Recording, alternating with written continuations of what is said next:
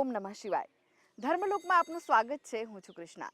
દર્શક મિત્રો, જ્યાં પ્રાર્થના પહેલા જ મનોકામના પૂર્ણ થતી હોય તો તે છે શિવજીનું ધામ. જ્યાં શિવ હોય ત્યાં દુઃખ અને સંતાપને કોઈ સ્થાન નથી.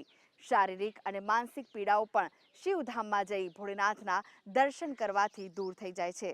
ત્યારે આજે દર્શન કરીશું ભોળેનાથના ધામના, સાથે જ જાણીશું શિવ મહિમા.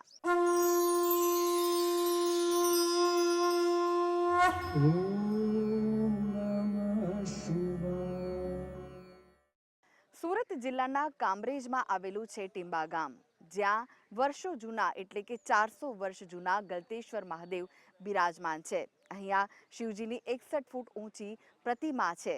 સાથે જ અહીં ભક્તોને થાય છે 12 જ્યોતિર્લિંગના દર્શન. તો કઈ કથા જોડાયેલી છે આ મહાદેવજી સાથે અને કેમ ભક્તોની આસ્થા જોડાયેલી છે? ચાલો દર્શન કરીએ ભોળેનાથના. સુરત જિલ્લાના કામરેજ તાલુકાના પૂર્વ વિસ્તારમાં ટીંબા ગામ આવેલું છે, જ્યાં 400 વર્ષ જૂનું ગલતેશ્વર મહાદેવનું પ્રાચીન મંદિર છે. મંદિરના પરિસરમાં 61 ફૂટ ઊંચી શિવજીની પ્રતિમા ભક્તો માટે આકર્ષણનું કેન્દ્ર છે. વિશાળ શિવજીની પ્રતિમા અંદર 12 જ્યોતિર્લિંગના ભક્તો દર્શન કરે છે. પવિત્ર શ્રાવણ માસમાં શિવ ભક્તો ભારતના 12 જ્યોતિર્લિંગના દર્શન કર્યા હોવાની અનુભૂતિ આ મંદિરે આવીને કરે છે. આ મંદિરમાં હાલમાં ભક્તોની ભારે ભીડ છે. હાલમાં શ્રાવણ માસ ચાલી રહ્યો છે. શિવ મંદિરો હર હર મહાદેવના નાદથી ગુંજી રહ્યા છે.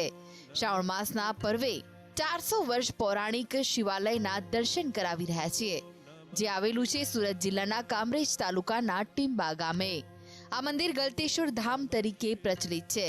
આ મંદિર પર ભક્તો ભરપૂર આસ્થા ધરાવે છે, જેને લઈને આ મંદિરે દૂર દૂરથી પણ શ્રદ્ધાળુ દર્શન માટે આવે છે. મંદિર ભક્તોથી ઉભરાયેલું રહે છે. શ્રાવણ માસના સોમવારે ગળતેશ્વર મંદિર ખાતે ભક્તોનું ઘોડાપૂર ઉમટે છે. મંદિરમાં ભક્તોના હર હર મહાદેવનો નાદ ગુંજી રહ્યો છે. કામરેજના ટીંબા ગામે બિરાજમાન ગળતેશ્વર મહાદેવ મંદિરનો શું મહિમા છે? એવું કહેવાય છે કે રાજા ભગીરથે પોતાના પૂર્વજોના ઉદ્ધાર માટે ગંગાજીને પ્રસન્ન કર્યા અને પૃથ્વી પર પધારવા પ્રાર્થના કરી. પરંતુ સૂર્ય પુત્રી તાપી માતાનો પ્રભાવ જોઈ ગંગાજીએ પૃથ્વી પર પધારવાની ના પાડી. ત્યારે શંકર ભગવાને નારદજીને તાપી માતાનું મહાત્મય હરી લેવા માટે પૃથ્વી પર મોકલ્યા. નારદજીએ પૃથ્વી પર આવી તપ અને પ્રાર્થના કરી તાપી માતાને પ્રસન્ન કર્યા. તાપી માતાએ પ્રસન્ન થઈ નારદજીને વરદાન માંગવા કહ્યું. ત્યારે વરદાન રૂપે નારદજીએ તાપી માતાનો મહાત્મય માંગી લીધો. તાપી માતાએ નારદજીને વરદાન સ્વરૂપે પોતાનું મહાત્મય આપ્યું. વરદાન મળતાની સાથે જ નારદજી ભયભીત થઈ ગયા અને શરીર પર સફેદ ડાઘ થઈ ગયા. નારદજી પોતાના પિતા બ્રહ્માજી પાસે એ જ અવદશામાં ગયા. બ્રહ્માજીએ બાળકનું મોઢું જોવાની પણ ના પાડી દીધી અને સમાધિમાં લીન થઈ ગયા. નારદજી મનોમંથન પછી શંકર ભગવાન પાસે ગયા અને હકીકત જણાવી. શ્રી ભોળાનાથે નારદજીને ફરીથી તપ કરવા કહ્યું. તાપી માતા દયાળુ છે એટલે અવશ્ય પ્રસન્ન થશે. એટલે નારદજીએ તાપી તટે ગંગાજીનું તપ કરીને ગંગા મૈયાને આહવાન કર્યું. નારદજીના તપથી ગંગાજી પ્રગટ થયા. નારદજી અને ગંગાજીના પ્રભાવે તાપી માતા પ્રસન્ન થાય છે. નારદજી પણ રોગમુક્ત થાય છે. ત્યારે રોગમુક્ત થતા હર્ષો જે બિંદુ પડે છે તેનું બાણ બને છે. ત્યાં ગલતેશ્વર મહાદેવનું સ્થાપન કરવામાં આવ્યું. અમે સુરતથી આવીએ છીએ. અહીંયાથી 35 કિલોમીટરની દૂરી પર ગલતેશ્વર મંદિર છે અને આ મંદિર બહુ જ સરસ છે. અહીંયા એક બહુ મોટી પ્રતિમા છે શંકર ભગવાનની અને અહીંયા 12 જ્યોતિર્લિંગના દર્શન તમને એક સાથે કરવા મળશે. અલગ અલગ બધી તમને જે જગ્યા છે અલગ અલગ મૂર્તિઓ જોવા મળશે. 12 જ્યોતિર્લિંગના દર્શન કરવા મળશે. અમે લોકો સુરતથી આવીએ છીએ અને સુરતથી ગલતેશ્વર મંદિર 35 કિલોમીટર જેવું થાય છે. જે અહીંયા આવતા જ એના રસ્તાના લોકેશન પણ બહુ મસ્ત છે અને તમે જેવા એન્ટર થાવ એવા જેનું ભવ્ય ગેટ છે અને ગેટમાં એન્ટર થતા જ કાર પાર્કિંગ છે, બહુ જબરદસ્ત કાર પાર્કિંગ છે અને અંદર આવતા જ વિશાળ જગ્યા છે અને અંદર આવતા તમને બધા જ ભગવાનના દર્શન અહીંયા થવા મળશે. રામ ભગવાન, કૃષ્ણ ભગવાન, મહાદેવ. અને મહાદેવ શ્રાવણ માસમાં તમારે મહાદેવના મંદિરે આવવું હોય તો અહીંયા જરૂર આવવું જોઈએ, કારણ કે અહીંયા એક સાથે 12 જ્યોતિર્લિંગના દર્શન થાય છે. કામરેજ તાલુકાના ગલતેશ્વર મહાદેવ અહીંયા બહુ પ્રાચીન મંદિર છે અને 65 ફૂટની વિશાળ પ્રતિમા આવેલી છે અને આની અંદર 12 જ્યોતિર્લિંગ છે. તે દર્શન કરવાની ખૂબ જ અમને લાવો સારો મળે છે અને અમે સહ પરિવાર સાથે અહીંયા આવે છે. કેવું લાગે છે અહીંયા બહુ જ સારું લાગે છે. 12 જ્યોતિર્લિંગના દર્શન પણ થઈ જાય છે. ગલતેશ્વર મહાદેવ મંદિર એક તીર્થ સ્થાન છે જ્યાં ત્રિવેણી નદી, નારદી ગંગા, ગોમતી ગંગા અને સૂર્યપુત્રી તાપી માતાનો સંગમ છે. એટલે જ આ તીર્થ સ્થાનનું મહત્વ પ્રયાગરાજ, નાસિક, ત્રંબકેશ્વર જેટલું જ માનવામાં આવે છે, જેનો ઉલ્લેખ તાપી પુરાણમાં પણ જોવા મળે છે. કહેવાય છે કે અહીં કોઢ રોગનો ભોગ બનેલા ભક્તો મોટી સંખ્યામાં આવે છે અને આ ત્રિવેણી નદીમાં શ્રદ્ધાપૂર્વક સ્નાન કરે છે. ભગવાન ગલતેશ્વર મહાદેવના દર્શન કરીને જે મનુષ્ય પ્રાર્થનાને ભક્તિ કરે છે તે ભક્ત ફરીવાર પૃથ્વી પર જન્મ લેતો નથી. જન્મ જન્માંતરના ફેરામાંથી મુક્ત બનીને મોક્ષને પ્રાપ્ત કરે છે. સાથે જે ભક્ત કોઢના રોગનો ભોગ બન્યો હોય તે નદીમાં સ્નાન કરવાથી આ રોગથી મુક્તિ પામે છે.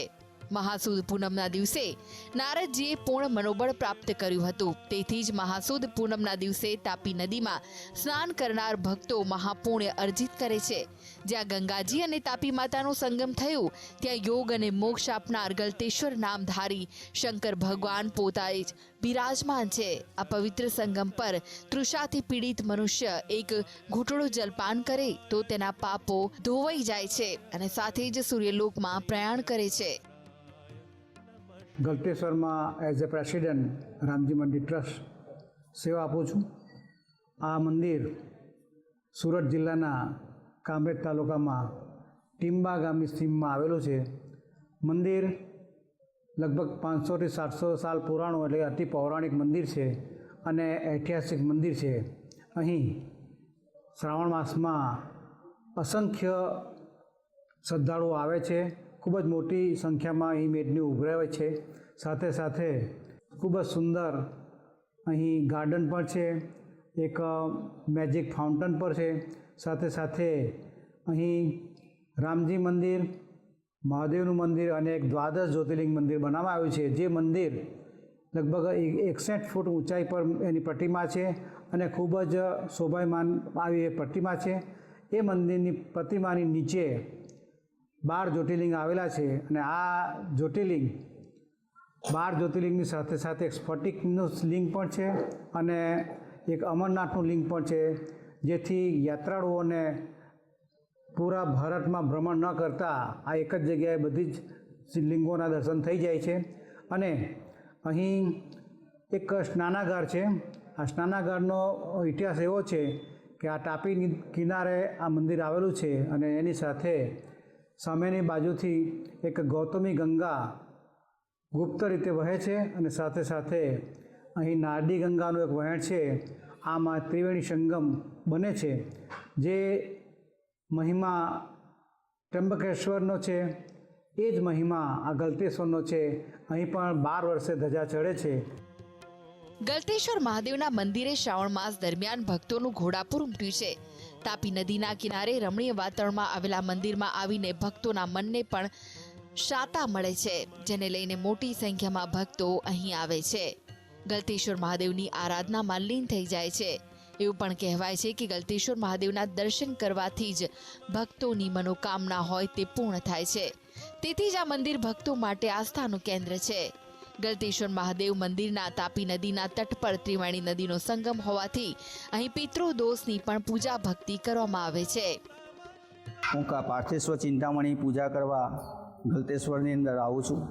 અહીંયા નારદ ઋષિ જે તપ કરેલું, ગંગાનું પુણ્ય એટલું હતું, તાપીનું પુણ્ય વધુ હતું અને ગંગાનું પુણ્ય ઓછું થતું. તો ગંગાએ નારદ ઋષિને કીધું કે આ પુણ્ય મારું કંઈ વધે, એટલા માટે નારદ ઋષિએ તેની સાથે કપટ કર્યું અને કપટની અંદર ગંગાજી એમને શ્રાપ આપ્યો અને શ્રાપમાંથી મુક્ત થવા માટે શ્રાપ આપ્યો તો એમના કોર થઈ ગયા અને કોરમાંથી મુક્તિ થવા માટે સ્વયંભૂ શંકર ભગવાને એમને 1000 વર્ષ સુધી અહીંયા આગળ તપસ્યા કરી.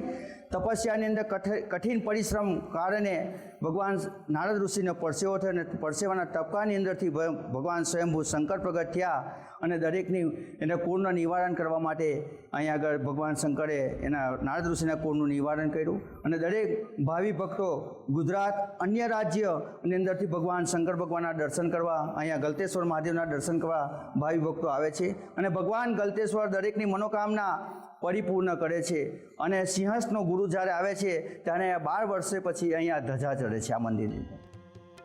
ગ્રામજનો દ્વારા ગલતેશ્વર મહાદેવ મંદિરનું નવીનીકરણ કરવામાં આવ્યું, જેમાં ગામનો સહભંડોળે મંદિરના પરિસરમાં 61 ફૂટ ઊંચી શિવજીની પ્રતિમા મૂકવામાં આવી છે, જે પ્રતિમાની અંદર ભારતના 12 જ્યોતિર્લિંગ સાથે સ્ફટિક અને અમરનાથનું શિવલિંગ આબેહૂબ બનાવવામાં આવ્યું છે. ત્યારે શ્રાવણ માસના પવિત્ર માસમાં ભક્તો અહીં આવીને ભોળેનાથના દર્શન કરીને ધન્ય થાય છે. સંવાદદાતા ઉદય સાથે ધર્મલોક ડેસ્ક GSTV. તો દર્શક મિત્રો, આ સાથે જ આગળ જાણીશું ઇન્ટરનેશનલ શિવ કથાકાર લંકેશ બાપુ પાસેથી શિવજીનો મહિમા. તે પહેલા હાલ સમય છે એક નાનકડા વિરામનો. લઈએ વિરામ.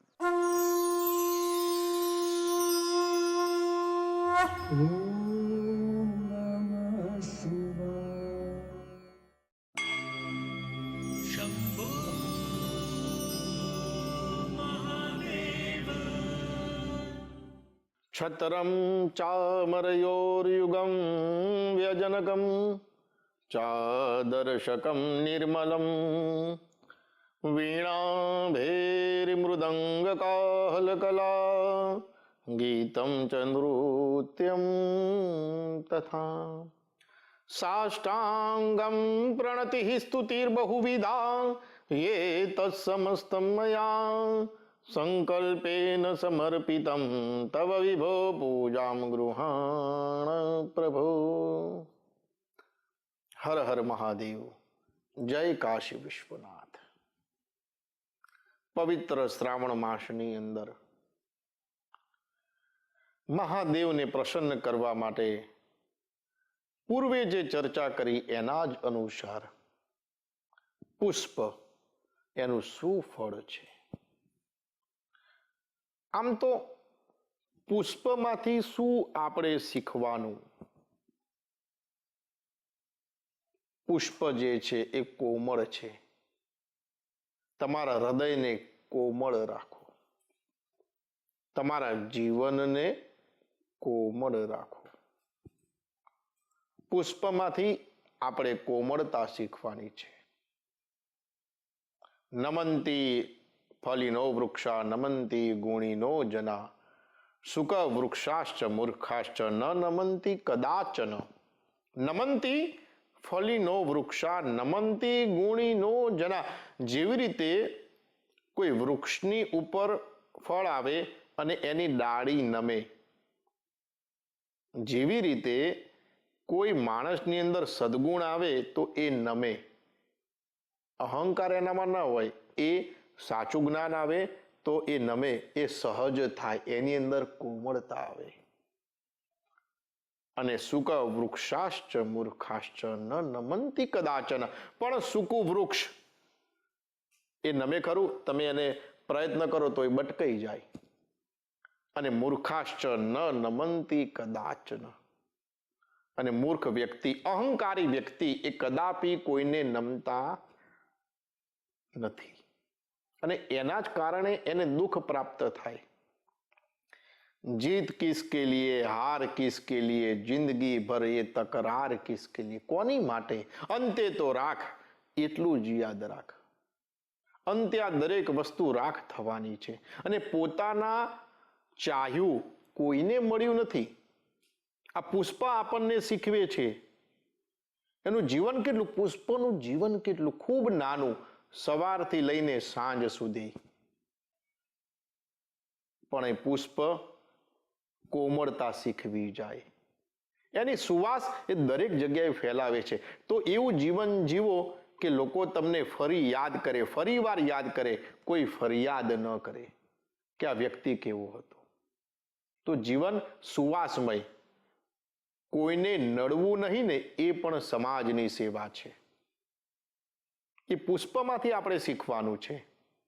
ભલે કાંટા આજુબાજુ હોય પણ પોતાનું કાર્ય, પોતાનું દાયિત્વ એ મનુષ્ય કરવાનું જ રહે. વ્યસન છોડી દો તો કસરત જ છે, કોઈને નડો નહીં તો સમાજની સેવા જ છે, પાપ ના કરો તો પુણ્ય જ છે, જેના લીધા છે ને પાછા આપી દો તો દાન જ છે, સંબંધ તો સ્વર્ગમાં રચાય છે, પૃથ્વી ઉપર તો માત્ર સરનામાં જ ગોતાય છે. આટલું તમે જો જીવનમાં કરો ને તો બી મહાદેવ પ્રસન્ન થાય. માત્ર ભક્તિ કરવાથી ભગવાન પ્રસન્ન નથી થતા, જીવનમાંથી દુર્ગુણો નીકળવાથી, નૈતિકતા રાખવાથી, નિષ્ઠા રાખવાથી પ્રભુ પ્રસન્ન થાય છે. પોતાના ધાર્યું કદાપી કોઈને મળતું નથી, મળે છે એ ગમતું નથી, ગમે છે એ મળતું નથી. ગજબ છે જિંદગીની રમત, જ્યારે આવે ત્રણ એકા ત્યારે સામે કોઈ રમતું નથી. તો જીવનની અંદર પોતાના ધાર્યું કદાપી કોઈને મળવાનું નથી. કેટલું સરળ છે ઈશ્વરને માનવું, પણ કેટલું કઠણ છે ઈશ્વરનું માનવું. સરળ છે કે ઈશ્વરને માનવું, પણ અઘરું છે ઈશ્વરનું માનવું. પ્રભુએ જે કહ્યું છે એના રસ્તે ચાલવું એ ખૂબ જ અઘરું છે. તો પુષ્પ શું શીખવે? જીવન ખૂબ શોર્ટ છે, નાનું છે. પહેલા તો 80-100 વર્ષ બી જીવાતું. આપ સૌને ખ્યાલ છે કે હવે જીવન કેટલું નાનું થઈ ગયું. બીજા શ્વાસનો પણ ખ્યાલ નથી. તો શા માટે અહંકાર? તો પુષ્પમાં એ શીખવાનું કે અહંકાર રાખવો નહીં, કોઈ દિવસ બોલીને બગાડવું નહીં. કોઈની સાથે ન બને ને તો બોલીને ન બગાડતા, બે હાથ જોડી દેજો અને સુગંધ તમે પ્રસરજો. જાસ્મીનના ફૂલ મહાદેવને અર્પણ કરવાથી શાસ્ત્ર એવું કહે કે વાહનનું સુખ મળે. પ્રભુને જ્યારે પણ તમે મહાદેવને આ શ્રાવણ અને પ્રતિદિન જાસ્મીનના ફૂલ ચડાવજો તો એનાથી વાહન સુખ સારું રહે છે. કોઈને વાહનનો શોખ હોય, કારનો શોખ હોય, તમારા મન ઈપ્સિત જે બી તમે વાહન ઇત્યાદિ વિચારો તો એ પ્રભુ પ્રદાન કરતા હોય છે. બેલાના ફૂલો, આ બેલાના પુષ્પ જે છે ને એ કોઈના વિવાહ ન થતા હોય એની માટે ખૂબ શ્રેષ્ઠ છે. જો મનગમતા પાત્ર પ્રાપ્ત કરવા માટે અને વિવાહ ન થતા હોય તો વિવાહ કરવા માટે બેલાના પુષ્પ ચડાવવાથી પ્રભુ મહાદેવ એને ખૂબ જ શીઘ્ર રીતે એનું લગ્ન જીવન મહાદેવ આશીર્વાદ દે છે લગ્ન જીવન પર. અને લગ્ન જીવનમાં પણ પાત્ર કેવું મળે? સ્ત્રી કે પુરુષ, કોઈને સાચું કહેવામાં મજા છે, કોઈને સારું કહેવામાં મજા છે. કોઈને સાચું કહેવામાં મજા છે, કોઈને સારું કહેવામાં મજા છે, પણ કહ્યા વગર જે બધું સમજી જાય ને તેની સાથે રહેવાની એક અલગ જ મજા છે. તો સારું વ્યક્તિત્વ પ્રાપ્ત થાય એની માટે બેલાના પુષ્પ ચડાવવા. જુઈના ફૂલ, મહાદેવ આ જુઈના ફૂલથી શું પ્રાપ્ત થાય? તો જ્યારે પણ ફૂલ તમે જુઈના ફૂલ અર્પણ કરો તો અન્ન કૃપા અન્નપૂર્ણા, અન્નપૂર્ણે સદા પૂર્ણે શક્તિ શંકર વલ્લભે જ્ઞાન દેહી ચ પાર્વતી. એવું કહી શકાય કે અન્નપૂર્ણા એના આશીર્વાદ રહે. તેના ઘરે કુબેર ભંડારના ભંડાર અને અન્ન એ બંને ભરપૂર રહે, કદાપી એને દુઃખ સ્પર્શ નથી કરતું. ઘરમાં એકતા રહે છે જુઈના ફૂલ મહાદેવને અર્પણ કરવાથી. પારિજાત, પારિજાતનું બીજું નામ છે હરશિંગાર. પારિજાતના ફૂલ અર્પણ કરવાથી શાસ્ત્ર એવું કહે કે દિવસે ને દિવસે સંપત્તિ વધતી જાય છે. સંપત્તિની વૃદ્ધિ માટે હરશિંગાર પારિજાતના ફૂલ અર્પણ કરવા ખૂબ ખુશ્બુદાર હોય છે. એની ફ્રેગ્રન્સ ખૂબ જ અદ્ભુત હોય છે, મનને પ્રફુલ્લિત કરનાર હોય છે. ભાંગ અને ધતુરો એ જ્યારે પણ તમે ભગવાનને અર્પણ કરો તો સીમિત માત્રામાં લેવા. કારણ ભાંગ અને ધતુરો એ દવાનું કામ કરે છે, એ ગરમ રાખે છે. એનું ધાર્મિક કારણ પણ છે. સાગર મંથનમાંથી જ્યારે વિષ નીકળેલું અને મહાદેવ એ વિષને તત્કાલ પી ગયા, એના કારણથી મહાદેવ આકુળ વ્યાકુળ થયા. આ સ્થિતિમાં અશ્વિની કુમારો શિવજીને ભાંગ, ધતુરો, બીલા વગેરે ઔષધિઓ એ મહાદેવની સારવાર કરી, મહાદેવની વ્યાકુળતા દૂર કરી. અને એના જ કારણથી એવું કહી શકાય કે જ્યારે પણ તમે શિવજીને ભાંગ, ધતુરો, બીલા એ અર્પણ કરો તો થોડી માત્રા એની સીમિત રાખવી, અને આનાથી શિવજી ખૂબ પ્રસન્ન થાય, ઉત્તરોત્તર પ્રગતિ કરાવે છે. હર હર મહાદેવ. જય કાશી વિશ્વનાથ.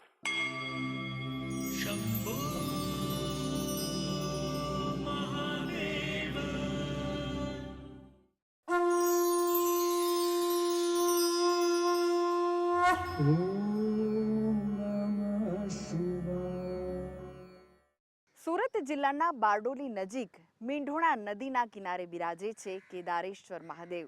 આ મહાદેવ માટે એવું કહેવાય છે કે આ મંદિર 700 વર્ષ પુરાણું છે. આ મંદિર ભક્તોની આસ્થાનું કેન્દ્ર બન્યું છે. શ્રાવણ માસ દરમિયાન અહીં દૂર દૂરથી ભક્તો આવીને કેદારેશ્વર મહાદેવના ચરણોમાં શીશ ઝુકાવે છે. તો ચાલો દર્શન કરીએ કેદારેશ્વર મહાદેવજીના. સુરત જિલ્લાના બારડોલી નજીક મીંઢોણા નદીના કિનારે આવેલું છે 700 વર્ષ પુરાણું કેદારેશ્વર મહાદેવનું મંદિર.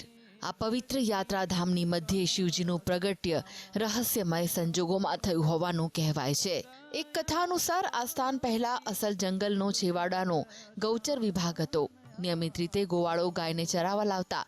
તેમાંની એક ગાય રોજે રોજ એક જગ્યાએ દૂધની સેર છોડતી, જેથી ગોવાળિયા ઘરે દૂધ ઓછું નીકળતું.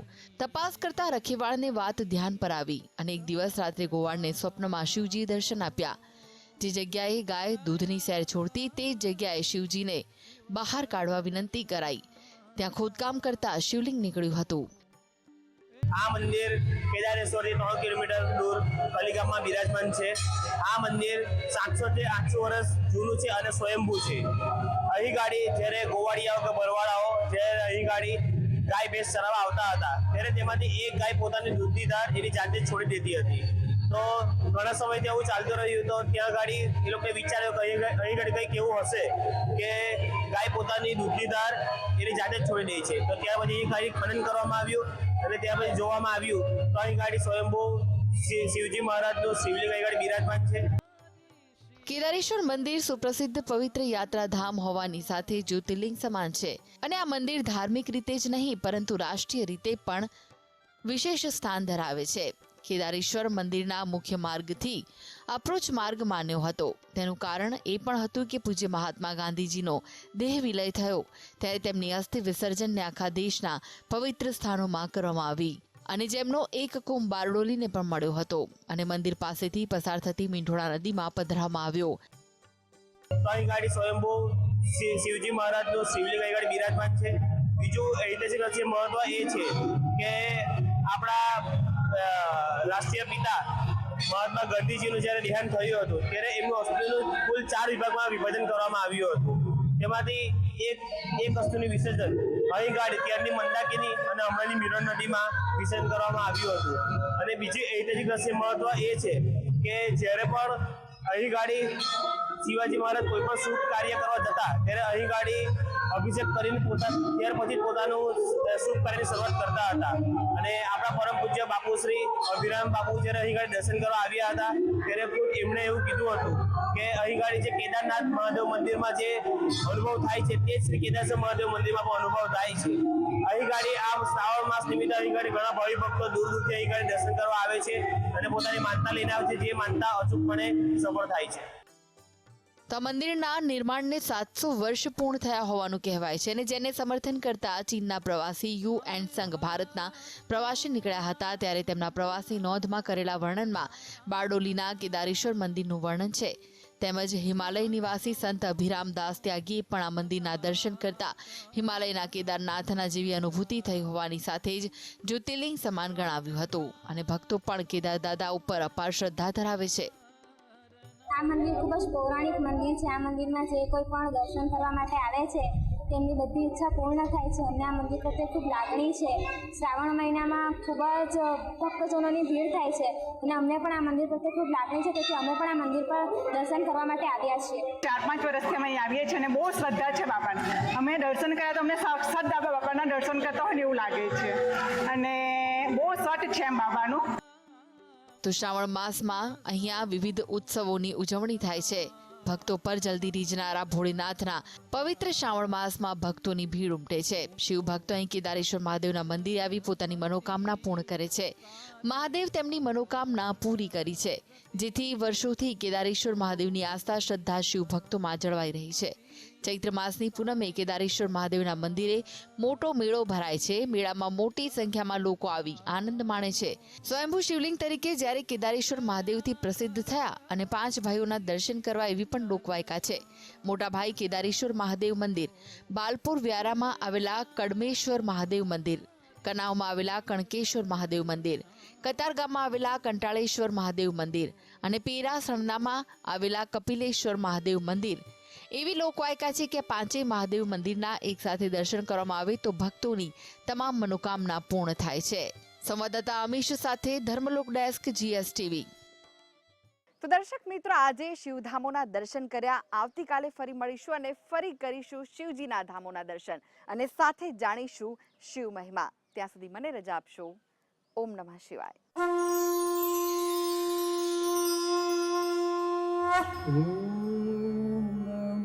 Shiva.